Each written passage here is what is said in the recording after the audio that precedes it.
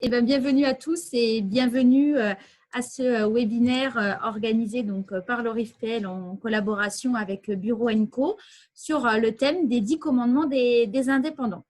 Donc, nous serons trois intervenants pour ce webinaire. Donc, je commence par me présenter. Donc, je suis Maëlle Chalère et je suis la directrice de l'ORIF-PL, qui est un organisme de formation spécialisé dans l'accompagnement du chef d'entreprise libéral. Et tout à l'heure, on ira un petit peu plus se présenter.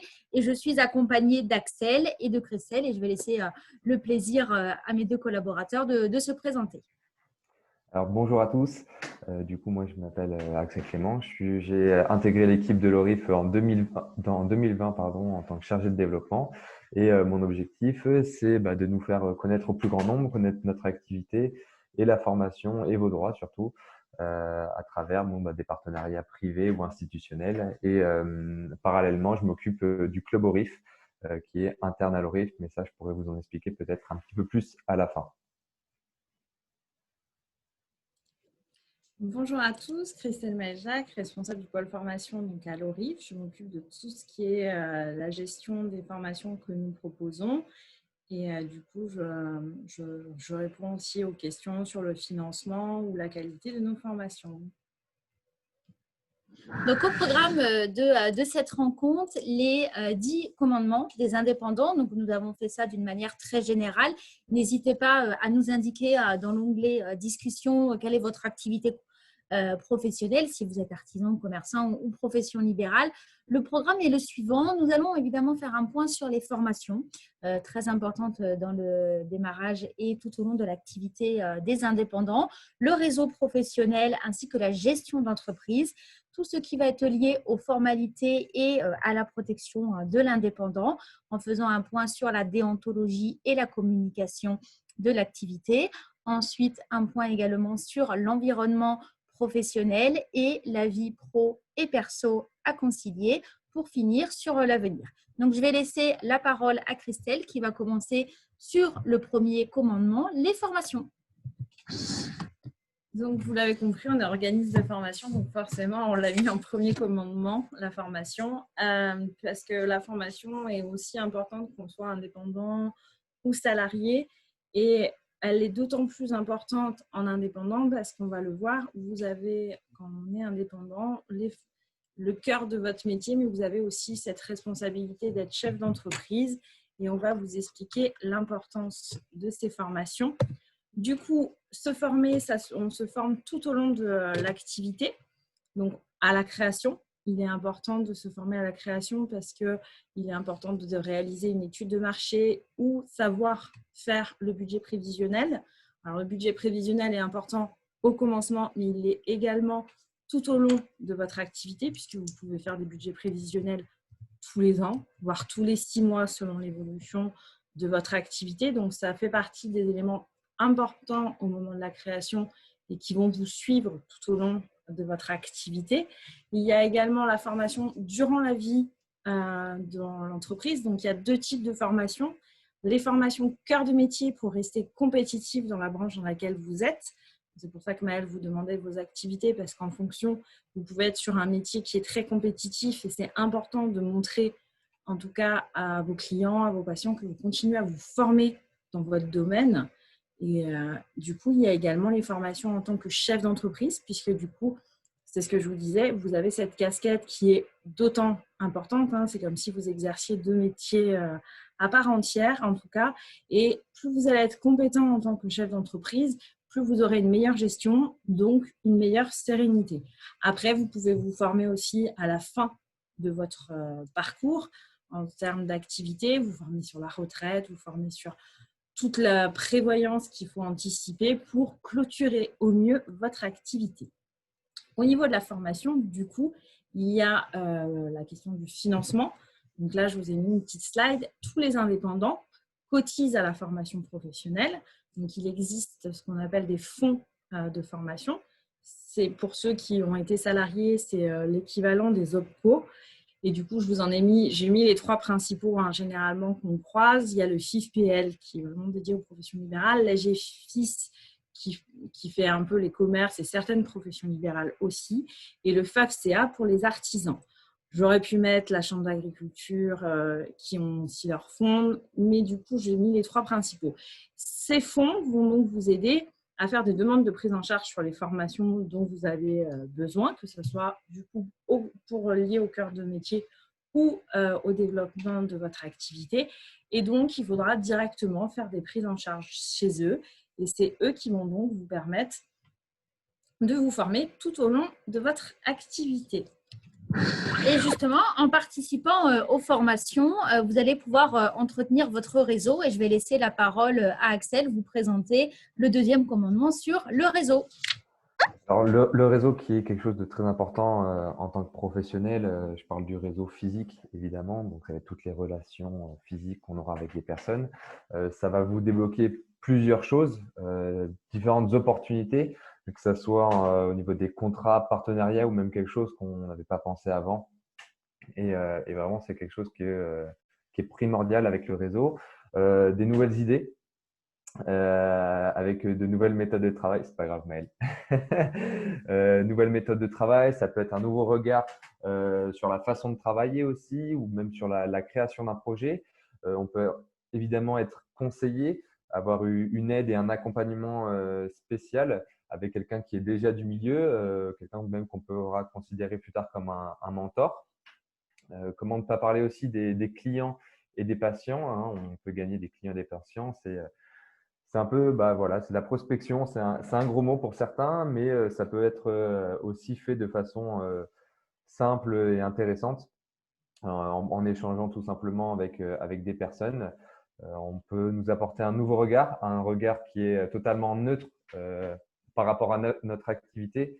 Si vous demandez à quelqu'un de votre famille, qu'est-ce qu'il en pense de votre activité? S'il ne comprend pas bien ce que vous faites et qu'il ne connaît pas trop le schéma, c'est peut-être une possibilité de remise en question. En général, on est un peu plongé dans ce qu'on fait, donc c'est bien d'avoir un avis externe. Et puis, bien sûr, éviter la solitude. Les indépendants sont parfois souvent seuls.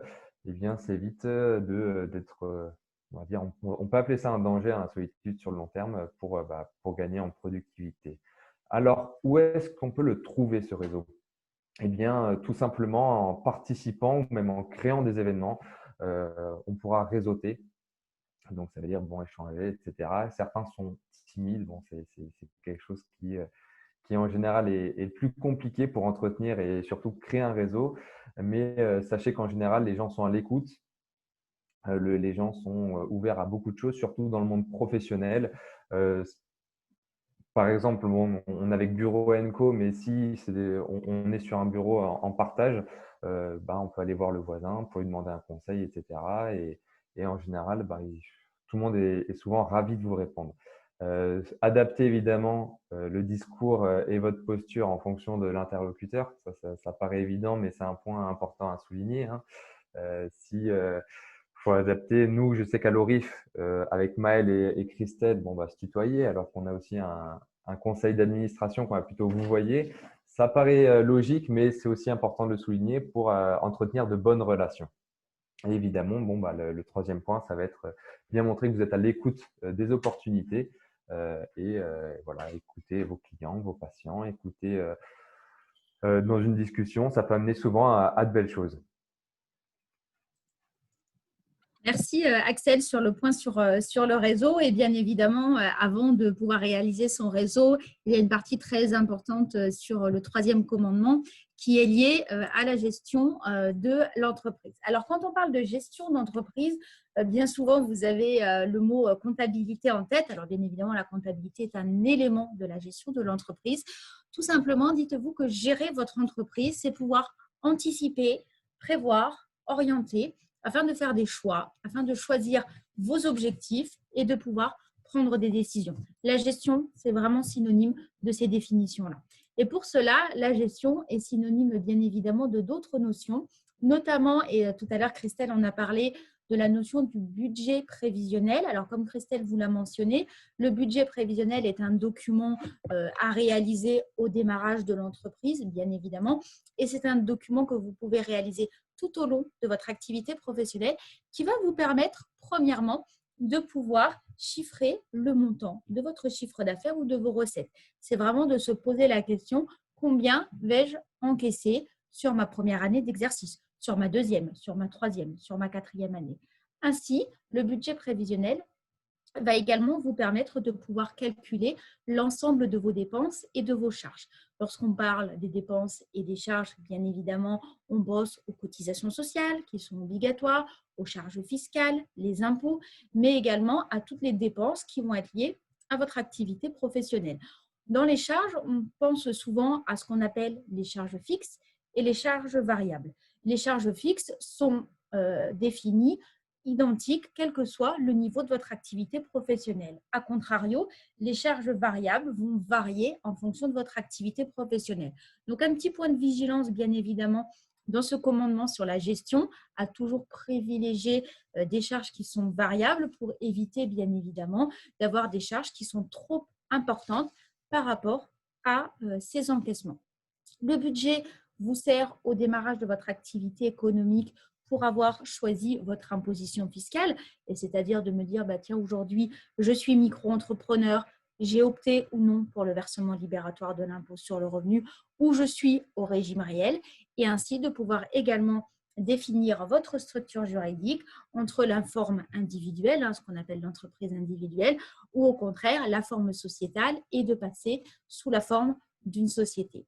Pour mieux vous aider à gérer votre entreprise, bien évidemment, une multitude d'indicateurs sont là afin de pouvoir réaliser ce qu'on appelle des tableaux de bord qui vont définir des indicateurs précis afin de pouvoir gérer votre entreprise. Quand on gère son entreprise, on pilote son entreprise et imaginez-vous au volant de votre véhicule et tout simplement de se dire quelle est la direction que je vais prendre. Est-ce que je vais tout droit? Est-ce que je vais à droite? Ou est-ce que je vais à gauche pour vraiment avoir la bonne direction? Et pour cela, lorsqu'on planifie la gestion d'entreprise, c'est également se dire je vais piloter mon entreprise.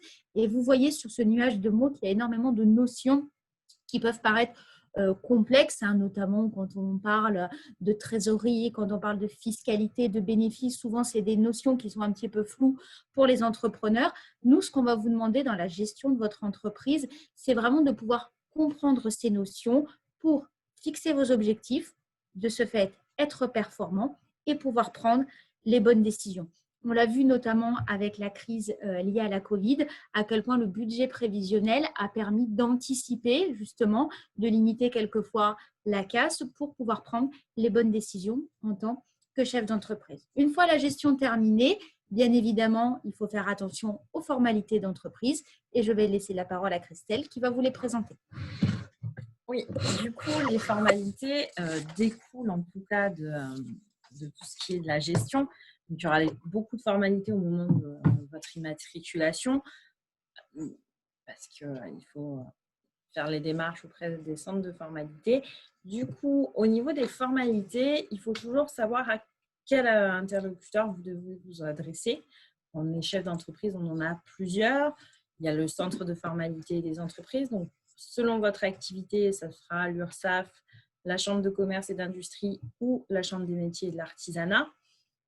Vous avez aussi la caisse maladie, les caisses de retraite, les impôts. Donc, il y a plusieurs interlocuteurs, en tout cas, selon votre problématique. En fonction de ces problématiques, il faudra du coup prendre rendez-vous avec ce type d'interlocuteur. Et nous, on a voulu mettre un peu le point de vigilance sur certaines choses. Donc, Maëlle vient parler de la gestion.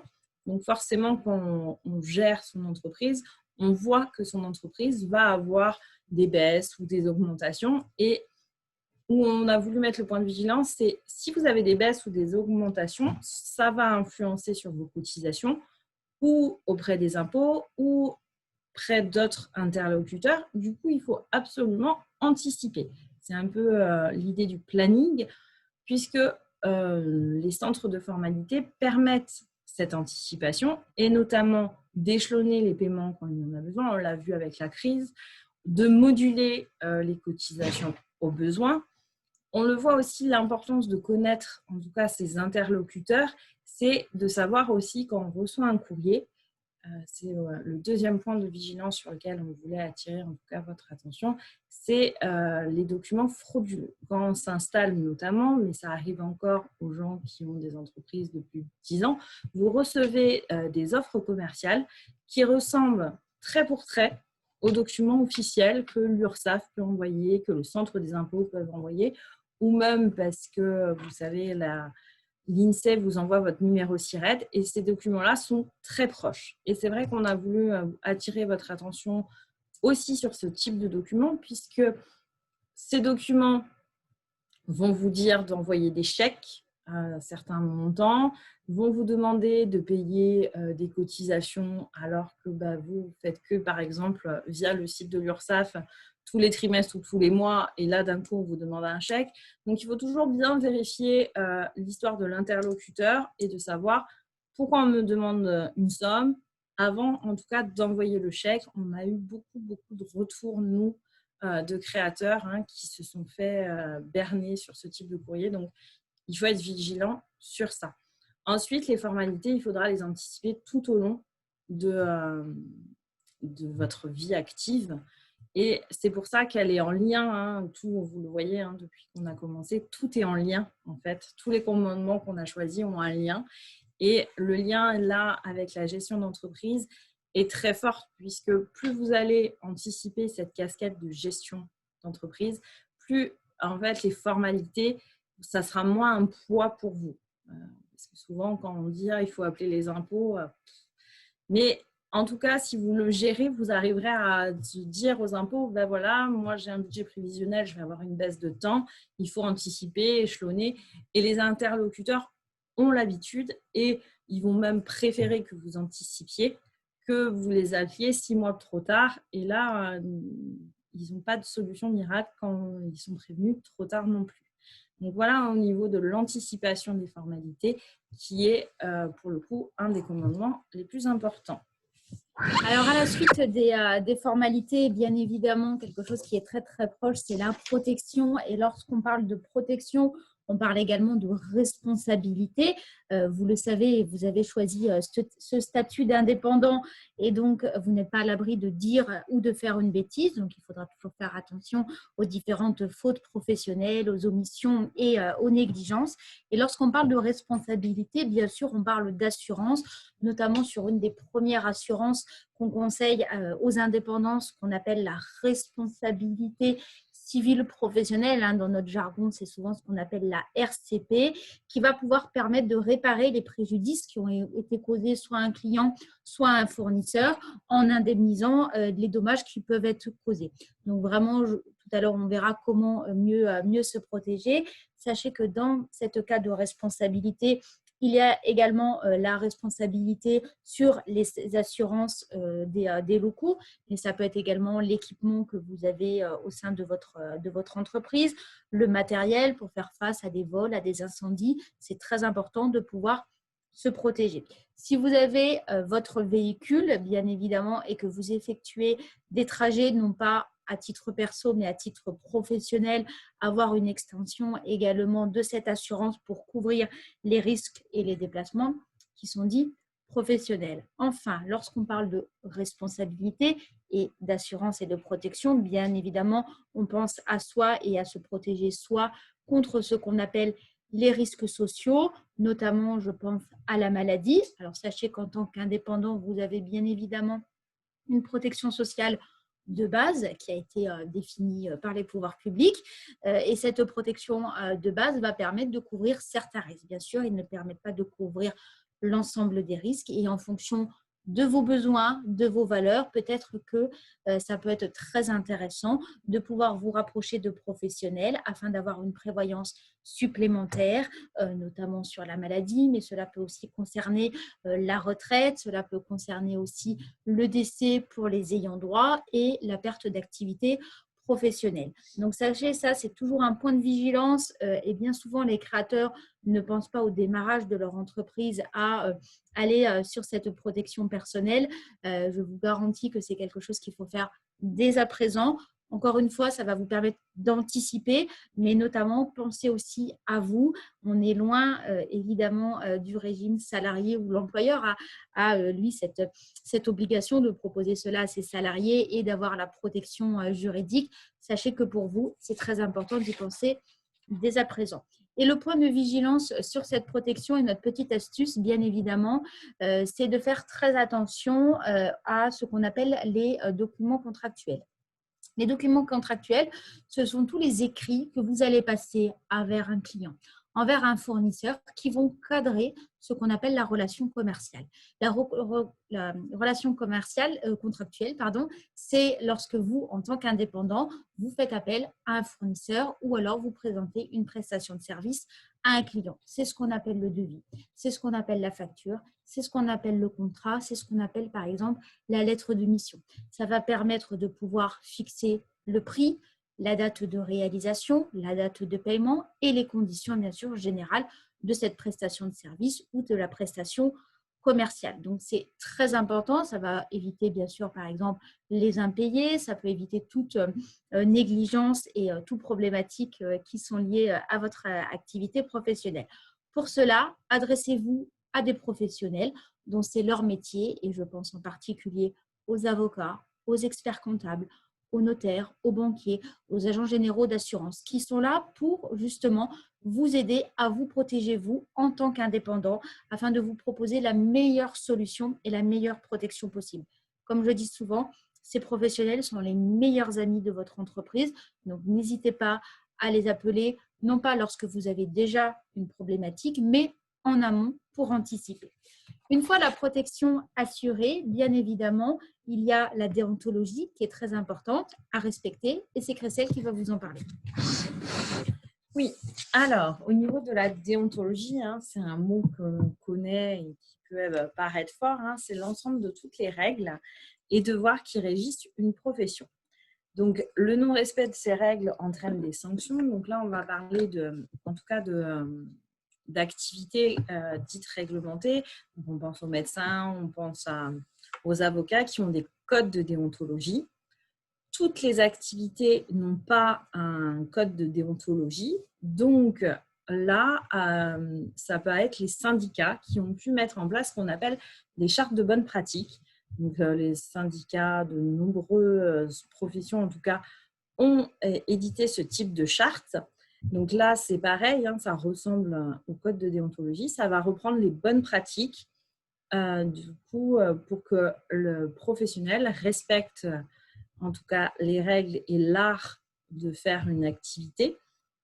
Le professionnel peut, en tout cas, adhérer à ce type de charte de bonnes pratiques, ou il peut également, s'il n'a pas de syndicat, si l'activité n'a pas de syndicat ou si le syndicat n'a pas fait forcément de charte de bonnes pratiques, il peut lui-même, par un document qui joindra au contrat, à tous les documents contractuels qu'il peut faire, éditer lui-même une charte des bonnes pratiques qui va permettre de montrer à son client sa manière de fonctionner et comment il voit son activité et quelles règles il met en place. Puisque du coup, ça va transmettre sa philosophie et les usages que lui utilise pour pratiquer son activité. Ces chartes de bonnes pratiques ne sont pas obligatoires. Là, c'est vraiment un document que le professionnel veut mettre en avant auprès de ses clients. Ça donne une image, en tout cas, ça peut permettre aux clients d'avoir une meilleure confiance dans certains professionnels, de voir que ce professionnel a une charte de bonne pratique. Ça peut être une charte qui est du coup affichée dans les bureaux. Ça peut être, en tout cas, celle-ci n'est pas obligatoire, mais donne une valeur, en tout cas en plus, aux professionnels. Et en parlant du coup de valeur, certains professionnels n'ont pas de déontologie, de code de déontologie, ou n'ont pas de bonnes pratiques, de charte de bonnes pratiques, mais en tout cas, ils ont des valeurs et ils vont utiliser ce qu'on appelle les valeurs d'entreprise pour mettre en avant leur philosophie et en tout cas communiquer sur des principes moraux et sociétaux qui prennent en compte au moment où ils font des actions. Ça va être, par exemple, on le voit dans certaines industries, d'utiliser des labels aussi, comme le label bio, il y a plein de labels de certification. Ça permet en tout cas de montrer que l'entreprise a une vision, par exemple, de l'écologie ou une vision de la société et qu'ils travaillent dans le respect de ces règles-là. Donc, on le voit de plus en plus, les valeurs d'entreprise sont de plus en plus aussi mises en avant dans la communication. Quand vous communiquez sur vos activités, pour mettre en avant le label bio, par exemple, c'est vrai que on sait que les consommateurs sont susceptibles d'être plus ouverts à ce type de label que quelqu'un qui aurait aucun label, aucune valeur affichée. Voilà, ça peut peser en tout cas dans la balance en matière de communication et ça permet aussi de mettre un fil rouge pour les personnes qui ne vous connaissent pas et quand ils font des recherches, de voir la valeur de l'entreprise. Ça peut être très important pour le consommateur au final. Du coup, je passe. Donc, en effet, une fois la déontologie bien respectée, et Christelle l'a bien mentionné, communiquer sur ses valeurs, c'est très important. Et Axel va nous donner plein d'astuces et de pistes pour travailler sa communication. Ouais. Bon, je reprends. La communication, c'est de plus en plus important, surtout aujourd'hui. Mais par conséquent, on a de plus en plus la possibilité de se perdre. Donc, il faut faire attention à sa communication. Donc, même si vous avez déjà commencé un style de communication, etc., il n'est jamais trop tard pour remettre un peu en perspective son plan de communication. Quand le premier point, je parle de planifier, c'est vraiment remettre son activité au centre de la chose. Donc, qui je suis, quelle est ma cible et, et sur quels réseaux sociaux je peux communiquer. Vous le savez, hein, on ne communique pas de la même façon sur Facebook que sur Twitter, par exemple, et pas la même cible. Après ça, vous pouvez créer enfin votre identité visuelle et votre charte graphique qui vous sera propre, qui sera claire aux interlocuteurs. Ça, c'est hyper important pour vraiment se retrouver dans ce que vous dites et ce que vous faites. Et vraiment, si on scrolle un petit peu sur son téléphone toutes les informations, si vous vous donnez une information, on va savoir que c'est vous et ça sera beaucoup plus pertinent déjà. Enfin, il y a aussi la visibilité sur Internet. Bon, aujourd'hui, essayer de se vendre sans site internet, c'est assez compliqué. Donc, il faut faire attention, hein, avoir un site internet, même vitrine, c'est important pour se présenter soi et euh, bah, pour que si quelqu'un fasse une recherche, qu'il puisse vous trouver. Faites attention aux avis, évidemment. Si vous pouvez les mettre en avant, faites-le. C'est une pratique qui à double tranchant, hein. Soit on a des bons commentaires, donc à ce moment-là, on est bien mis en avant par l'algorithme et puis on sera plus susceptible de vous trouver. Mais inversement, si on n'a pas beaucoup de commentaires, etc., ça va être plus compliqué. Donc aussi, vous pouvez inciter un petit peu les personnes avec qui vous travaillez de laisser des commentaires. Ne les incitez pas à mettre 5 étoiles non plus. Il faut que ça soit quand même le plus objectif possible. Et de la régularité. Je reprends un petit peu tout ce qui est réseaux sociaux. Attention, régularité ne rime pas avec quantité. Un peu quand même. Mais soyez réguliers dans ce que vous faites. Prenez la qualité. Et une publication bien placée vaut mieux que 1000 publications mal placées. Voilà pour ce qui est de la communication. Alors, en effet, une fois la communication bien réalisée, c'est important aussi de travailler dans un environnement serein et tu vas nous expliquer comment optimiser cet environnement. C'est ça, tout à fait. Donc, l'environnement, c'est beaucoup de choses. J'en ai regroupé deux, on va dire, deux principaux. Ça va être l'ergonomie, avec la posture qu'on adopte dans son boulot et je parlerai des troubles musculo-squelettiques surtout. Donc, il faut vraiment faire attention à sa posture, qu'on soit assis ou si on est debout, à la posture à laquelle on manie les choses. Les écrans aussi, l'impact des écrans sur notre cerveau. La luminosité et température, là, ça va être beaucoup plus personnel. Luminosité, je ne parle pas de la luminosité de l'écran, mais plutôt dans le bureau. Il y en a qui préfèrent travailler dans quelque chose d'un peu plus sombre, d'autres très lumineux. Voilà, ça, c'est à vous de la trouver, la bonne ergonomie et la température, bon, bah, un peu idem. Maëlle vient travailler dans un bureau à 35 degrés. Moi, c'est pas vraiment mon cas. Mais ça ne veut pas dire que je ne peux pas travailler dans son bureau non plus. Mais voilà, c'est vraiment pour essayer de vous apporter le plus de créativité, de productivité dans ce que vous faites. Et c'est vraiment hyper important comme point. Il y a aussi du coup l'environnement de travail dans le sens assez large du terme. Vous pouvez adapter vos horaires. Si vous pouvez adapter vos horaires, faites-le. Il y en a qui sont beaucoup plus matinales, d'autres beaucoup plus tardifs, qui aiment beaucoup travailler la nuit ou même le soir. Essayez de trouver des sources de motivation. Ça peut être autant l'environnement de travail comme la décoration. Ça peut être aussi une activité annexe que vous pouvez faire si vous voulez un petit peu vous vider l'esprit. Et attention tout de même à ce que ce ne soit pas des sources de distraction. Hein. On ne va pas faire la sieste sur le canapé toute une après-midi. Le stress, c'est important d'en parler parce que souvent on le voit comme quelque chose de négatif avec les dossiers des clients, etc. Les rapports, enfin, des choses qui sont importantes à faire et on se motive à les faire, mais c'est aussi quelque chose qui peut être positif en termes de performance. Le stress positif, prenez-le en compte. Ça peut vraiment changer les choses. Et enfin, c'est l'ambiance au boulot.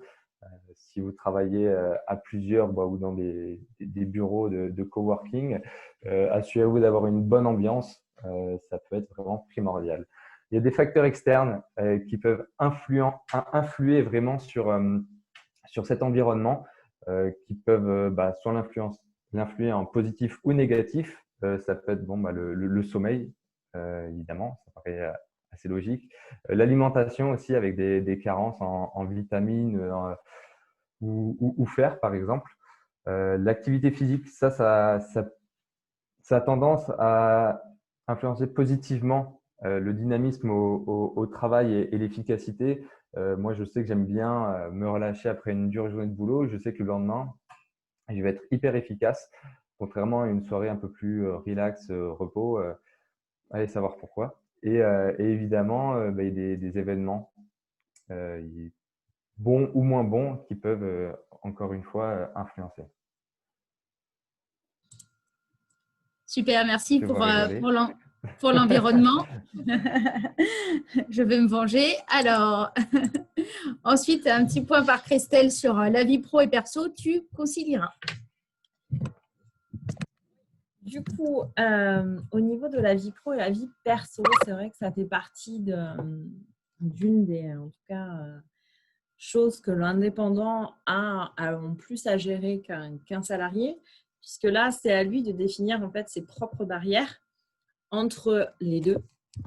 C'est vrai que quand on est salarié, quand on quitte le boulot à 17h et qu'on rentre à la maison, la barrière existe plus. C'est un peu plus moins facile au niveau des indépendants, puisque tout est un peu mélangé. Et c'est vrai que on le voit souvent, ça peut être source de stress. Et savoir jongler, en tout cas, entre la vie pro, la vie perso, ça permet d'être plus serein et donc d'être plus compétent et plus compétitif, en tout cas, pour sa journée de boulot. Donc, nous, ce qu'on a fait, c'est qu'on a un peu réfléchi à des petites astuces que l'indépendant doit mettre en place pour s'autodiscipliner, puisqu'en effet, cette conciliation entre les deux passe par des barrières. Alors, du coup, au niveau des alors moi, je l'ai fait en 4 grandes parties. Du coup, il y a la famille et les amis, le boulot, la déconnexion, les loisirs et le bien-être. Au niveau du boulot, c'est vrai qu'il faut se fixer des horaires, des temps de pause. On sait qu'au début d'une activité, les indépendants ont un peu le stress de ne pas avoir assez de clients et tout, et donc de se plier un peu en 4 pour ses clients, quitte à un peu oublier certaines, en tout cas, règles de gestion du temps, de se dire, aujourd'hui, je me fixe 4 objectifs, je ne vais pas plus loin, je vais voir mon client, mais je lui fixe de telle heure à telle heure. et savoir en tout cas répondre aux besoins du client tout en respectant un cadre de vie qui convient à l'indépendant. Donc, on le voit aussi au niveau de la famille, notamment pour ceux qui travaillent à la maison. Ça a été une des problématiques, je pense, en 2020, de beaucoup de personnes, même salariées, de travailler à la maison. C'est important de définir l'espace de travail. C'est important aussi de communiquer son agenda. Ça veut dire que quand on travaille à la maison, on peut très bien dire de 9 h à midi, c'est comme si je n'étais pas là. C'est aussi, en tout cas, quand on est indépendant et dans la famille, ça passe aussi par apprendre aux autres qu'est-ce qu'un indépendant, puisque des fois, nous, on le voit, parce que quand on rencontre, en tout cas, les indépendants, ils nous disent « mais c'est pas évident, mon conjoint ne comprend pas forcément, vu que je suis à la maison, que être à la maison, ça ne veut pas dire que je ne travaille pas ». Donc ça, c'est vraiment un point important aussi de règles à mettre en place au moment où on commence.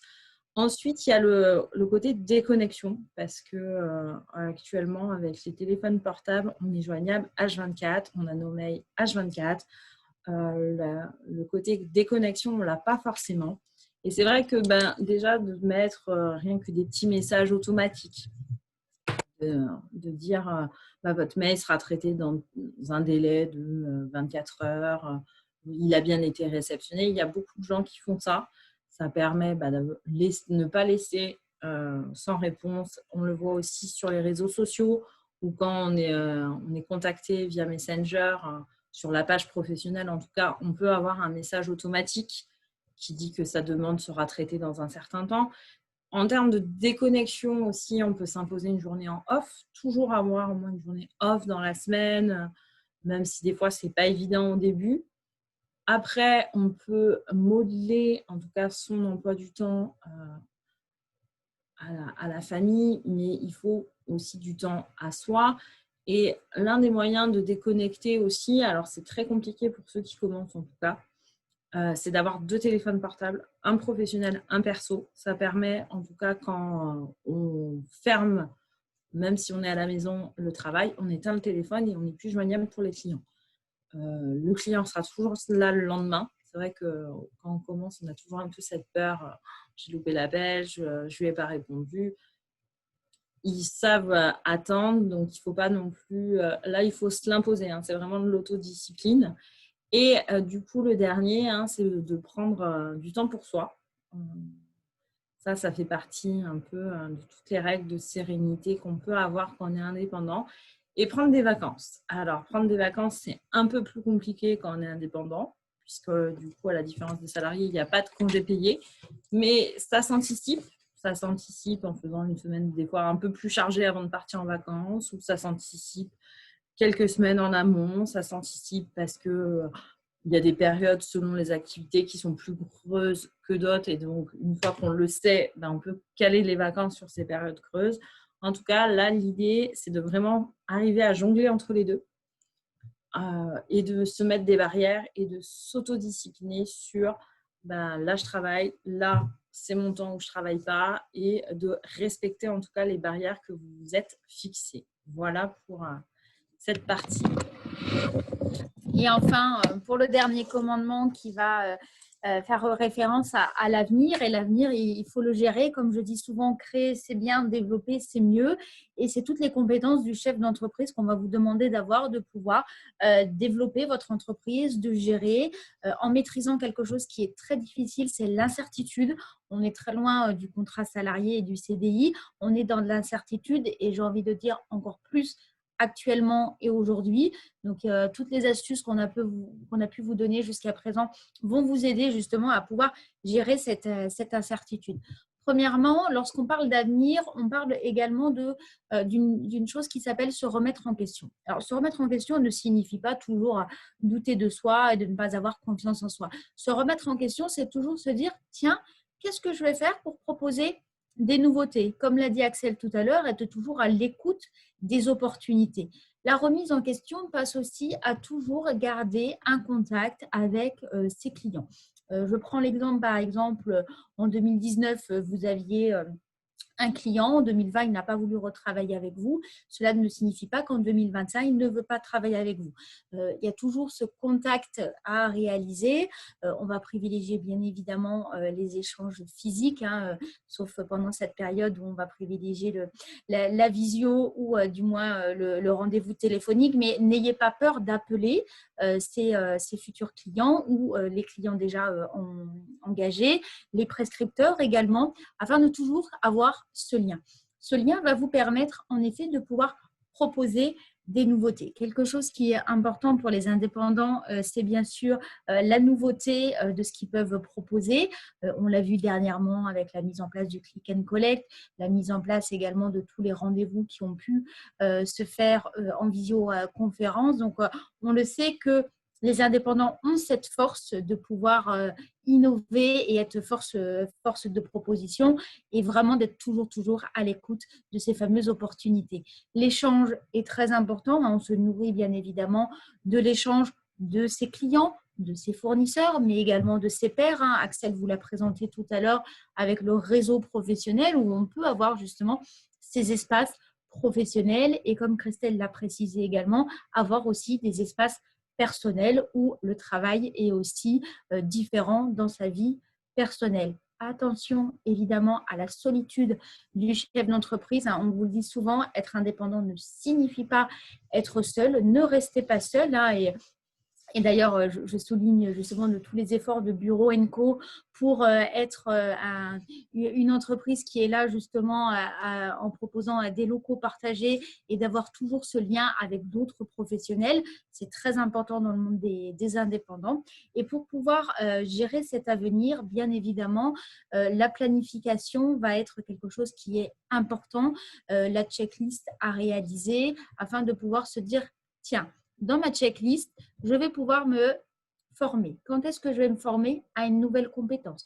Quand est-ce que je vais prendre du temps pour me former à mieux gérer mon entreprise? Tiens, il faut que j'appelle mon banquier pour avoir telle réponse à mes questions. C'est vraiment, comme l'a dit Christelle, de vous autodiscipliner en ayant une checklist des choses à faire dans 1 mois, dans 2 mois, dans 3 mois, l'année prochaine. Bien sûr, pour mieux gérer cette entreprise, rappelez-vous souvent de ces 10 commandements afin de pouvoir avoir toujours à l'esprit de pouvoir vous relaxer également pour mieux travailler afin de pouvoir connaître vos besoins. Ça, c'est très important parce que plus vous connaissez vos besoins, donc c'est vraiment de pouvoir se connaître soi, plus vous allez avoir des valeurs et vous allez justement pouvoir respecter vos valeurs pour communiquer. On l'a vu tout à l'heure, Axel vous l'a présenté, la communication est importante avec ces valeurs et une bonne réussite d'entreprise, c'est quoi? C'est simplement se dire, j'ai ma checklist, je sais ce que je vais faire, quand est-ce que je vais le faire, je vais faire appel à des professionnels pour m'aider, par exemple à créer un site web, par exemple à faire mon budget prévisionnel avec des experts comptables. J'ai une question juridique, je fais appel à des avocats afin de pouvoir lancer cette petite fusée et pouvoir en effet bien décoller afin de pouvoir toujours innover dans son entreprise et s'épanouir. Voici sur les 10 commandements des indépendants. J'espère qu'on a été assez clair pour vous et on vous remercie vraiment de votre attention. On va commencer par aussi se présenter afin que, pour ceux qui ne nous connaissent pas, savoir ce qu'on fait réellement dans notre activité professionnelle. Pendant ce temps, n'hésitez pas à réfléchir à des interrogations ou à nous soumettre également des idées par rapport à tout ce qu'on a pu vous dire. Nous concernant au niveau de l'ORIF-PL, sachez que nous sommes, comme Christelle l'avait dit, un organisme de formation, mais on a un statut associatif, ça c'est très important pour nous, ce qui nous permet bien sûr d'avoir des prix très compétitifs. Notre cœur d'activité, ce sont les professionnels libéraux, quel que soit leur régime fiscal, quelle que soit leur structure juridique, et on est là pour les aider à développer leur entreprise, à la créer. Bien souvent, on est connu pour la création d'entreprises, mais on propose évidemment une multitude de formations pour permettre d'acquérir des compétences supplémentaires. Notre équipe est composée de 4 salariés. Donc là, vous avez l'honneur de voir les 3 salariés, Maëlle, Axel et Christelle, et Sylvie qui est juste à côté de nous, mais qui se cache, qui est en charge vraiment du pôle accueil et administratif au niveau de l'organisme de formation. Notre conseil d'administration, ce sont des professionnels libéraux. Nous avons plusieurs missions, mais je vais surtout laisser la parole à Christelle et à Axel afin de présenter deux de nos missions, notamment Axel, je te laisse présenter le Club Orif. Euh, alors oui, le Club Orif, c'est quelque chose qui a été créé l'année dernière, en 2020, justement pour pallier aux différents points qu'on a pu soumettre. Des rencontres mensuelles pour le réseau, aussi pour un accompagnement. Si vous avez des questions, si vous avez des problématiques, nous, l'ORIF, on est là pour y répondre. On se fait toujours un grand plaisir d'y répondre, mais aussi avec les autres professionnels pour créer ces fameuses opportunités, ces fameux clients, mais aussi, eux, ils peuvent vous apporter des solutions avec des cas concrets. On fait aussi une page Internet, on a un annuaire qui vous est dédié. Donc là aussi, ça permet d'avoir une visibilité sur Internet assez importante. Vous pouvez mettre toutes vos informations, votre contact, vos tarifs, des photos, enfin un peu tout comme un site Internet. Et enfin, on a plusieurs choses. Une soirée prestige en votre honneur. Bon, ça c'est le petit plus qui fait plaisir en fin d'année. Un groupe Facebook qui va vous partager toutes les informations du Club Orif, mais aussi certaines fois on peut avoir des partenariats comme avec Bureau & Co par exemple pour présenter un webinaire ou présenter quelque chose d'autre sur un autre événement. Une newsletter récapitulative sur tout ce qu'un libéral doit savoir, c'est tous les mois. Elle est envoyée tous les mois. Et enfin, un interlocuteur, c'est moi. Donc, si au cours de l'année, vous avez une question, une interrogation, une demande vraiment particulière, je ferai de mon mieux pour y répondre ou en tout cas vous renvoyer vers le meilleur interlocuteur possible. Voilà pour ce qui est du Club Orif. Merci Axel pour le Club Orif. Christelle, je te laisse présenter à ton domaine de compétences, les formations. Oui, du coup, donc on organise des formations. Nous, cette année, on propose 92 formations en 2021 avec 33 nouveautés. Donc, c'est vrai qu'on a pas mal travaillé sur ce nouveau catalogue. Alors, c'est ce qu'on expliquait tout à l'heure. Nous, c'est vrai qu'on a une activité dédiée aux professionnels libéraux. Après, certes, les artisans et commerçants sont les bienvenus, mais du coup, devront en tout cas s'adresser à leur fonds de formation pour suivre nos formations et la prise en charge. C'est ce que je vous expliquais plus haut. Donc, on a plusieurs domaines de compétences. On a l'administratif qui vont vraiment être les compétences du chef d'entreprise. Nous, on ne fait pas de formation cœur de métier. C'est ce que je vous expliquais tout à l'heure. Nous, voilà, on a référencé toutes les compétences qu'on trouve importantes qu'un chef d'entreprise doit développer. Donc, vous le voyez, l'administratif, la comptabilité, mais aussi tout ce qui est communication digitale, l'efficacité personnelle, la qualité de vie au travail. En fait, tout ce qu'on a pu voir un peu en règle et en commandement se retrouve dans les formations pour travailler sereinement et développer vos compétences de chef d'entreprise. Le petit bonus et l'offre exclusive, c'est Axel qui va nous détailler cette petite offre. Mais ce n'est pas Axel qui a 600 € en offre exclusive. Non. Alors non, comme Christelle a dit, vous avez, en tant qu'indépendant, vous avez le droit à 2 jours de formation. Si vous voulez en faire plus tout au long de l'année pour être une année vraiment basée sur l'optimisation de vos connaissances et pour vraiment apprendre un maximum de choses, sachez que toutes les formations en illimité, donc vous pouvez faire 5 fois la même, il n'y a aucun problème. Toutes les formations sont à 600 € à l'année. Donc, tout le catalogue, c'est à peu près 7 € la formation sur nos 85 formations. Donc, vraiment, si vous voulez one-shot toutes les formations, c'est l'occasion. Et voilà, voilà, j'ai rien de vraiment d'autre à dire de plus, mais vraiment, c'est hyper intéressant si vous êtes intéressé par la formation. Donc, justement, pour nous contacter, vous pouvez directement aller sur notre site web pour des préinscriptions en ligne, mais également pour le Club Orif afin de télécharger le bulletin. On est très présent sur l'ensemble des réseaux sociaux, tout comme Bureau & Co d'ailleurs, qui est très dynamique sur ce point-là. Donc, on a bien travaillé notre communication, notre numéro de téléphone aussi. Et Sylvie aura le plaisir de vous accueillir par téléphone au numéro qui est indiqué. Et nous restons encore en ligne pendant quelques minutes. Si vous avez des questions précises, des interrogations, des remarques, des suggestions, nous espérons avoir été le plus clair possible pour avoir ces petites règles d'or des indépendants à toujours se rappeler. On sait que c'est un job qui est difficile d'être indépendant, notamment pendant cette période.